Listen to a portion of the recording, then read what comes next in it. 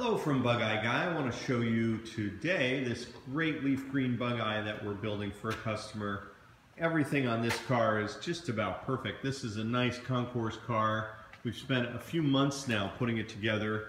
We just made our first test drive this week. Everything works, so we're ready to put the nose back on and get this thing ready for its final setup and then off to its new home in Virginia. It's a gorgeous restoration with all kinds of new parts and rebuilt everything.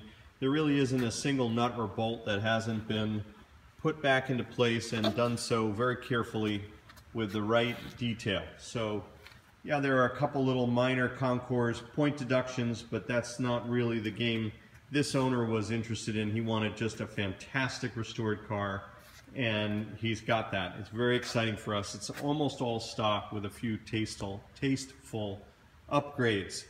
But the real reason I wanted to make this video was to talk about something that we did very well a few months ago that paid off for us. And I wanted to remind anybody who's thinking about a project, really of any classic car, but for a Frog Eye or a Sprite in particular, we have found a really bad run of poorly drilled and poorly thought out holes. Lots of extra holes. So these are the correct 10X holes for a long top or tonneau that runs from that hook to this common sense twist fitting. But too often we find cars that have a couple extra holes here and there where people will fill them, or they'll partially fill them, or they'll weld them, or they'll put something in them that fails, and then you do a beautiful restoration like this and you end up with these errant holes.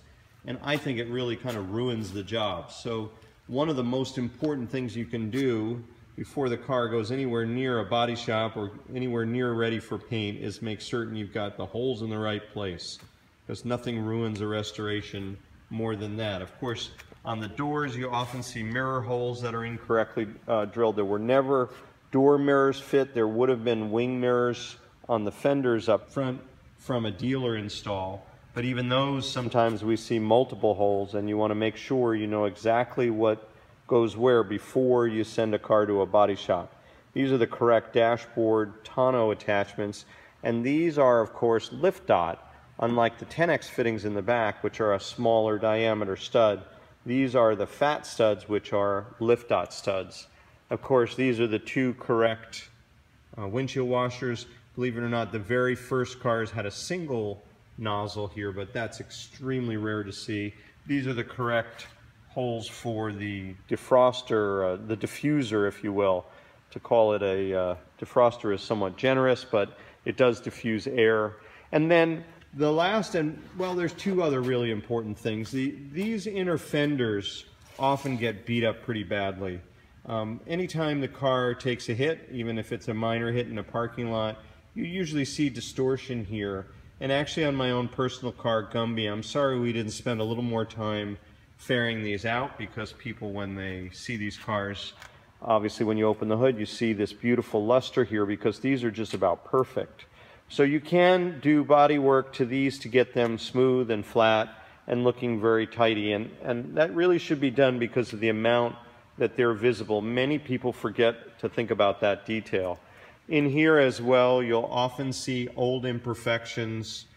We've had corrosion, wavering. An old hit here maybe has resulted in some wrinkling where the car didn't suffer, but the restoration does. So these are all things you want to be thinking about. And then the other thing I wanted to mention is that any slight hit to the front of a Frog Eye will almost always create a force vector this way. And so what you'll often see is, I don't have a nose on this car yet, but you'll often see at about 12 o'clock on the wheel, a crack or maybe a deflection, and you want to make sure you look at that before once all the paint is off the car, that's when you want to be beating that back into shape, or however you're going to get there. You can weld reinforcement even in this arch on the nose to make sure that that's nice and flat. The real challenge is that on this edge, a lot of the noses will come out, because again, as the force comes this way from a hit, it tends to send the nose outward. You can adjust it in the back, but there's no provision to pull in this portion of the nose. So on many Bugeyes, you'll see them flush on the back edge of the rocker, and the nose will tend to flare out a little. I'll show you later once we get this car back together how nice and true the nose is along the rocker panel. Because again, it's all about the pre-fit. We fit the whole thing before any paint went near the car to make absolutely certain that was all correct. Same with this joint here. You've got to make sure your hinges will have been, you know, after 50 years of cycling, these little hinges with all the weight of that bonnet, they've often moved or deflected or cracked, or again, they've been hit and moved aft. They've been bent by people. They've been taken out of other cars and swapped. It's all par for the course. But when you're restoring one of these cars, you just need to make sure it'll all fit once the paint goes on. You don't want to be messing with any of this once you have a beautiful paint job like this. So that's our latest restoration here at Bugeye Guy.